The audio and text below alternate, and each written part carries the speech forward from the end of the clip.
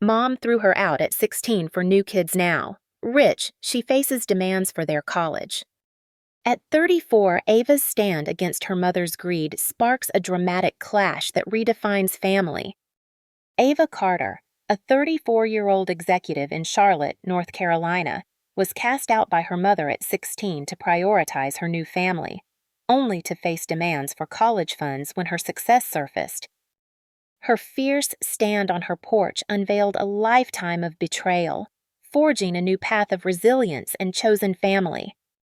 My mornings are a blend of ambition and ritual brewing dark roast coffee, reviewing corporate strategies, and driving through Charlotte's tree-lined streets to my office at Pinnacle Strategies, where I lead marketing campaigns for Fortune 500 clients. My career securing multi-million-dollar deals, mentoring young professionals has earned me a corner office, but my heart carries the scars of a childhood shaped by rejection. Born when my mother, Diane, was 20, I grew up in a cramped apartment above my grandparents' garage in Raleigh. My father, a fleeting figure, vanished before I could know him, leaving no support, only absence. Diane, a single mom, leaned on my grandparents, who became my anchors, Grandpa's bedtime stories, Grandma's warm hugs. Diane worked tirelessly, studying for her physical therapy degree while juggling jobs, her determination a beacon I admired. Money was tight, but I didn't notice, lost in Grandpa's garden or Grandma's kitchen, their love a buffer against our struggles. Diane made time for me park visits, bedtime books, her laughter a rare gift in those early years. At 8, everything shifted. Diane met Richard, a reserved accountant, at her clinic. He was steady, polite, but distant, treating me like an afterthought. Their courtship was swift, and by my 11th birthday, they married, moving us into a modest Raleigh ranch house. Richard wasn't cruel, but his indifference stung. He'd nod at my drawings, never engaging, his focus on Diane. I tried to fit in, hoping to keep our bond, but Diane's attention drifted, her world narrowing to Richard. Dinners grew quiet, their conversations excluding me, my attempts to join brushed off. I journaled in my room, sketching daisies, each petal a wish. Please see me, Mom.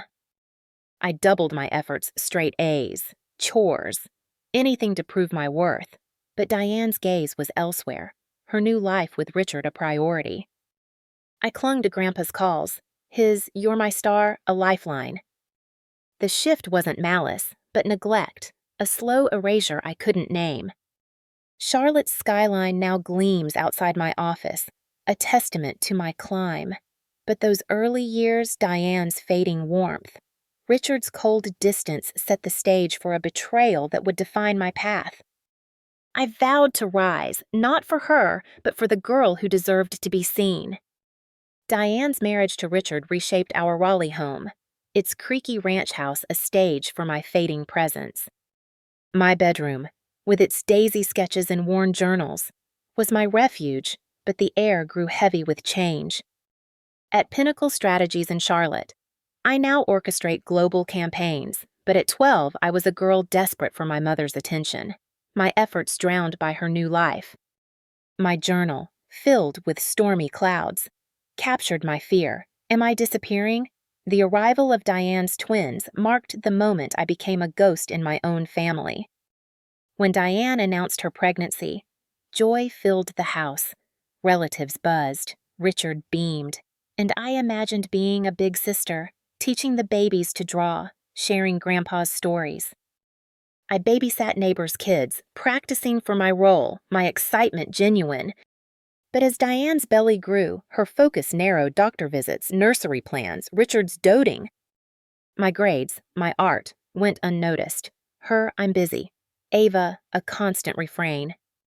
I cleaned the house, hoping for a smile, but her eyes were on the future, not me.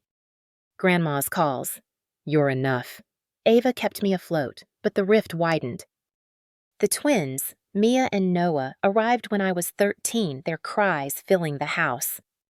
I understood babies needed care, but Diane's shift was absolute.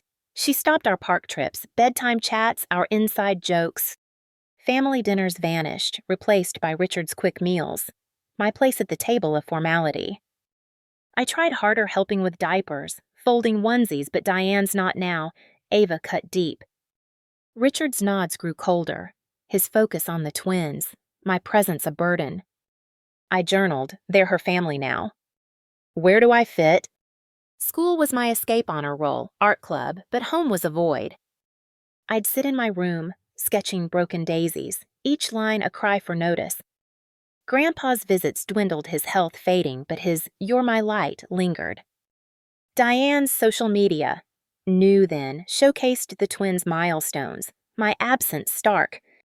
I babysat more, saving for school supplies, my independence a shield.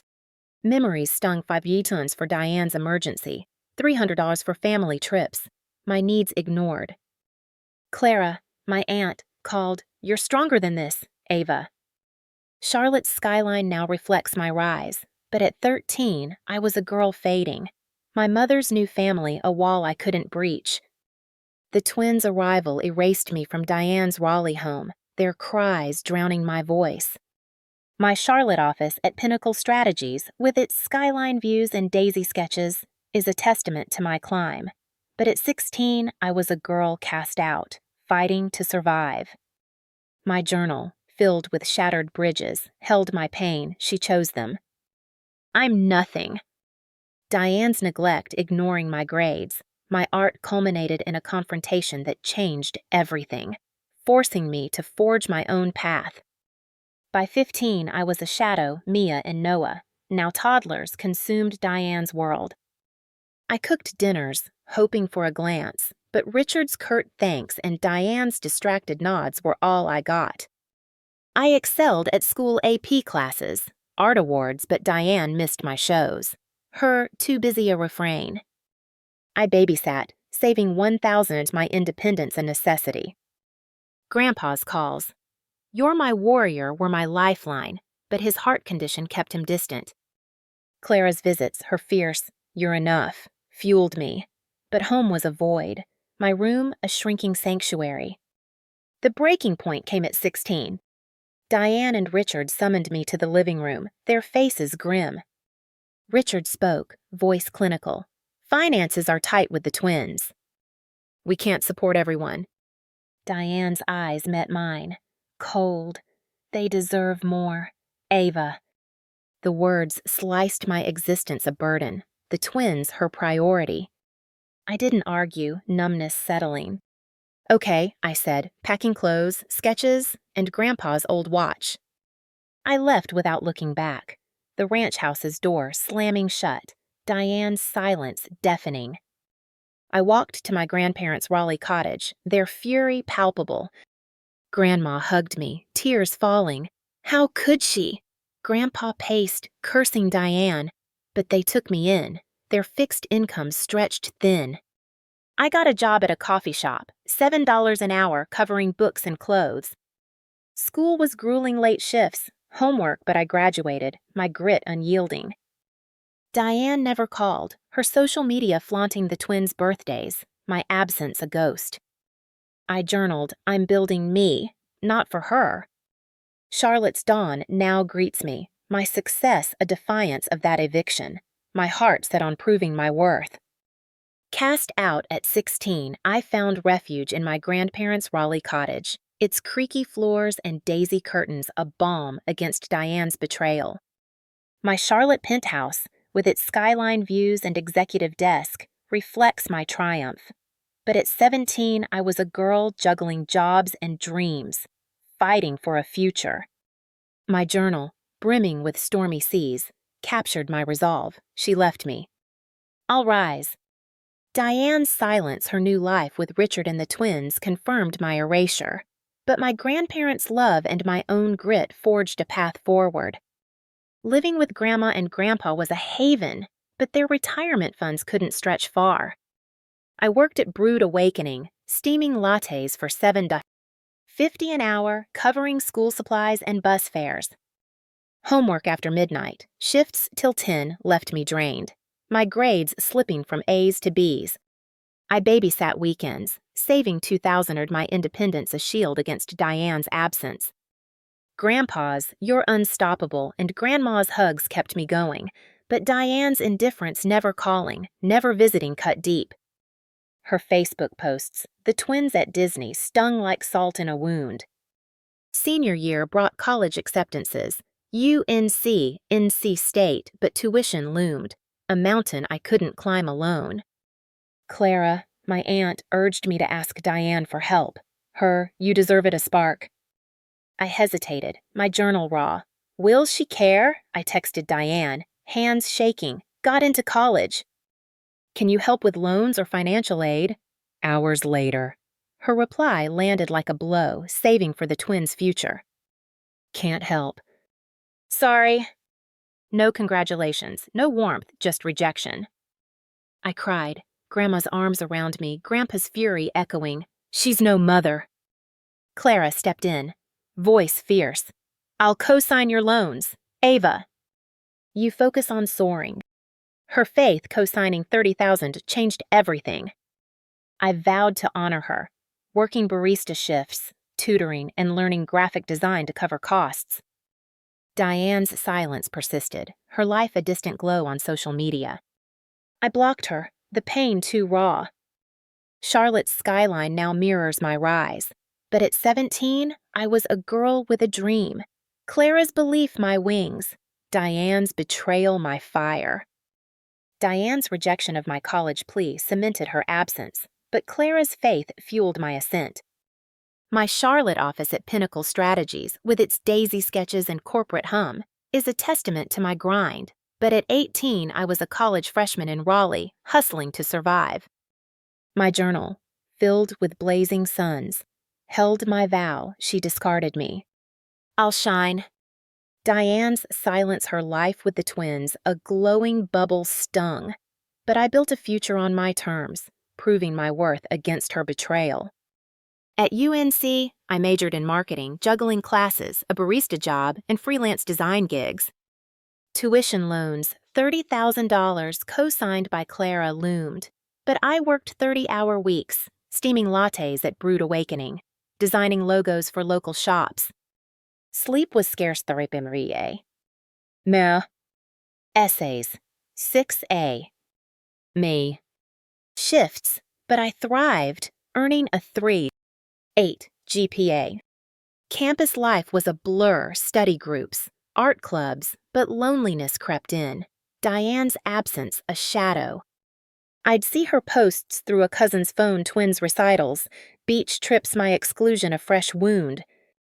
I journaled, she's gone. I'm enough. Grandma's calls, you're my pride, and Clara's visits kept me grounded. I saved 5,000 or chipping at loans, my independence a defiance. Diane never reached out, her Raleigh life a world apart. I tutored freshmen, earning 1,000 and landed a marketing internship, my designs catching eyes. Memories burned $2,000 for Diane's emergencies, $1,500 for family needs, my trust betrayed. Clara's "You're unstoppable" echoed, her belief a beacon. I painted starry daisies, each stroke a promise to rise. College wasn't just survival, it was reinvention. I led a design club, won a $3,000 scholarship, and networked with professors, my hustle relentless. Diane's rejection can't help fueled my fire, Clara's faith my wind. Charlotte's skyline now greets me, my executive role a triumph. But at 18, I was a girl forging a path, my heart set on proving I was more than Diane's discard. Graduation from UNC marked my rebirth, but Diane's absence cast a long shadow. My Charlotte penthouse, with its sleek desk and daisy art, reflects my success as a Pinnacle Strategies executive, but at 22, I was a young professional in Raleigh, clawing my way up. My journal, brimming with soaring oaks, held my truth, she erased me. I'm writing my story. Diane's silence, her life with Richard. Mia and Noah, a distant glow confirmed her choice. But I let go, building a life on my terms. I landed an entry-level marketing job at a Raleigh startup, $35,000 a year, barely covering my $800 rent and loans. My studio apartment, with thrift store chairs, was a far cry from Diane's ranch house, but it was mine. I worked 60-hour weeks, designing campaigns, staying late to prove myself. Promotions came $50,000 then, $80,000, my hustle earning a team lead role by 27. I paid off $20,000 in loans. Clara's pride. You're a star, my fuel? Diane never called. Her social media a curated lie, twins' graduations, no trace of me. I blocked her permanently, the pain too raw. Clara's visits, her fierce, "You're unstoppable," anchored me. I saved $10,000, moved to a better apartment, and mentored interns, my leadership blooming. Memories stung $3,000 for Diane's needs, $2,000 for Richard's projects, my generosity exploited. I painted blazing rivers, each stroke a release. Work was my sanctuary, landing a $1 million client, my designs industry known. Grandpa's passing hit hard, his "You're my light" echoing in my grief, Grandma's hugs my solace. By 30, I was a director, earning $150,000, my loans nearly gone. I kept success quiet, avoiding family drama, but Clara shared it at a reunion, unaware of the storm it'd spark. I journaled, "I'm free, but will she return?" Charlotte's skyline now mirrors my rise. But at 22, I was a woman letting go, my career a defiance of Diane's rejection, my heart set on a life she couldn't touch. Clara's slip about my success at a family reunion unleashed a storm I hadn't braced for. My Charlotte penthouse, with its daisy sketches and coffee aroma, was my sanctuary, but Diane's return shattered the calm. At Pinnacle Strategies, I led $5 million campaigns, but at 34, I faced my past on my porch. My journal, filled with stormy magnolias, held my resolve. She left me. I owe her nothing. Diane's silence. 17 years without a call made her demands a betrayal, her greed a spark for my stand. One evening, a knock startled me. Through the peephole, Diane and Richard stood, uninvited, their faces tense. I opened the door, blocking entry. "What's this?" Richard shoved past, voice sharp. "We need to talk." Diane followed, eyes cold. "Heard about your promotion." "You're doing well." No warmth, just calculation. Richard cut in. "The twins are starting college." "We're strapped." "You can help with tuition." My jaw tightened. They'd thrown me out at 16, now demanded my wealth. "Are you serious?" I snapped. "You did nothing for me, and now you want money." Diane rolled her eyes. "Don't play victim, Ava." "You're fine." Richard smirked. "You're loaded, no kids." "It's not hard." I laughed, bitter I worked for this, despite you kicking me out. "I owe you nothing." Diane's voice turned icy. "I raised you alone, sacrificed everything." "The twins are your siblings." "You owe them." Her entitlement after $4,000 for her emergencies, $3,000 for Richard's needs, ignited fury. "You threw me out for them," I said, voice shaking. "You said I wasn't worth it." Richard sneered. "We pushed you out, and look, you're thriving." "Thank us." I stepped forward. "Thank you." "You erased me," Diane snapped. "You're selfish." "Ava." "Always were." I pointed to the door. "Leave, or I call the police." They scoffed. "You wouldn't, but left," Diane muttering. "You'll regret this." I journaled, "They're strangers." "I'm free." Charlotte's dusk glowed, my resolve ironclad, their greed no match for my truth. Diane's porch demands ignited a firestorm, her greed shattering my Charlotte penthouse's calm. At Pinnacle Strategies, I secured a $10 million campaign, but Diane's chaos invaded my peace. My journal, brimming with fractured oaks, held my defiance. "She wants my wealth, not me." "I'm done." Lila and Ethan, my team's interns, reminded me of my younger self, their drive mirroring my hustle. Diane's silence. 17 years without contact made her aggressive return a betrayal, her actions a desperate bid to exploit my success. Weeks later, a coworker texted your mom was at the office, caused a scene. Diane had stormed Pinnacle, demanding me, shouting about family duty when told I was out. Security escorted her out, her screams echoing. I apologized to my team, mortified, and alerted HR, banning her from the premises. The humiliation stung, but worse came one evening when I found Diane pacing my driveway, eyes wild. "You can't ignore me!" she yelled, charging as I stepped from my car. I held my ground. "What are you doing here?" "You owe us," she screamed. "The twins need college, and you're hoarding money," I snapped. "You kicked me out at 16. I owe you nothing." Her voice rose, hysterical. "I sacrificed for you." "Ungrateful brat." Neighbors emerged, drawn by her shouts. "She's selfish," she raged, lunging for my phone as I dialed 911. "Don't call the cops on your mother." A neighbor intervened, pulling her back as sirens wailed.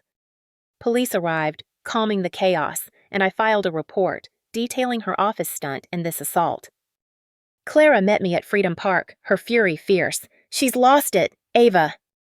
I painted a blazing daisy, its flames my strength. Memories burned $5,000 for Diane's needs, $4,000 for Richard's projects, my trust betrayed. I journaled, "She's chaos. I'm peace." Grandma called, heartbroken. "We're done with her." Charlotte's skyline gleamed, my resolve a shield. Diane's unraveling a storm I'd outlast. Diane's driveway meltdown marked her descent, but my Charlotte penthouse remained my fortress. At Pinnacle Strategies, I led a $15 million campaign, my leadership earning a $50,000 bonus. But Diane's chaos tested my resolve. My journal, filled with starry magnolias, held my clarity. She's no mother. I choose my family. Grandma and Clara, my anchors, rallied as Diane's actions screaming. Lunging forced me to protect my peace. The twins, Mia and Noah, were shadows in her world, but a new connection loomed, challenging my guarded heart. I filed for a restraining order, detailing Diane's office outburst and driveway assault. The judge granted it, barring her from my home and work. Grandma's voice trembled. "She's broken." "Ava."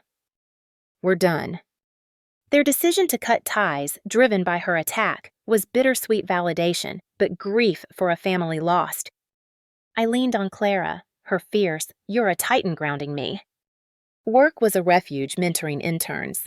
My designs industry acclaimed, but Diane's shadow lingered, her lies to relatives, Ava's selfish fading as truth spread. I honored Clara with a $5,000 getaway. Her tears. "You didn't have to met with you deserve it." Her hug, warm and true, was family redefined. Memories stung $6,000 for Diane's emergencies, $5,000 for Richard's needs, my generosity exploited. I painted a blooming field, its light my legacy. A coworker's warning, "She's asking about you," prompted tighter security, my peace paramount. I journaled, "They're gone." I'm whole. Charlotte's spring bloomed, my sketches bold, my chosen family, Clara, Grandma, friends my strength, Diane's chaos a fading echo. April's soft light bathed Charlotte, my penthouse a beacon of daisy sketches and coffee, its warmth mirroring my rebuilt life. Pinnacle Strategies named me VP, my $20 million campaign a triumph. But a text from Noah, one of Diane's twins, opened a new chapter. My journal, brimming with starry oaks, held my hope. She erased me, but he sees me. Diane's collapse financial ruin, twins struggling was her doing, but Noah's outreach offered healing, redefining family on my terms. Noah's text, "Can we talk? You're my sister," stunned me. At 18, he was a stranger, Diane's shadow over him. I replied cautiously, "Why now? His call was earnest. I know what Mom did." "It was wrong." "I want to know you." His honesty, no guilt, no demands disarmed me. I'm not asking for forgiveness for them, he said. Just a chance to be your brother. I paused. Diane's betrayal, 18,000 denied. My eviction raw, but Noah wasn't her. Okay, I said. Let's talk. We met at a Charlotte cafe, his nervous smile mirroring mine. He shared his struggles, college debt, Diane's pressure acknowledging my pain. You didn't deserve that. I opened up my grind, Clara's faith finding common ground. It was a start, not a fix, but real. I launched a scholarship for at-risk youth, honoring Clara, my $10,000 gift, a legacy of resilience. Grandma's pride, You're Our Light, and Clara's hug were my family. Diane faded, her world broken, mine radiant. Charlotte's skyline gleamed, my sketches bold, my legacy love, truth, chosen bonds a light for others.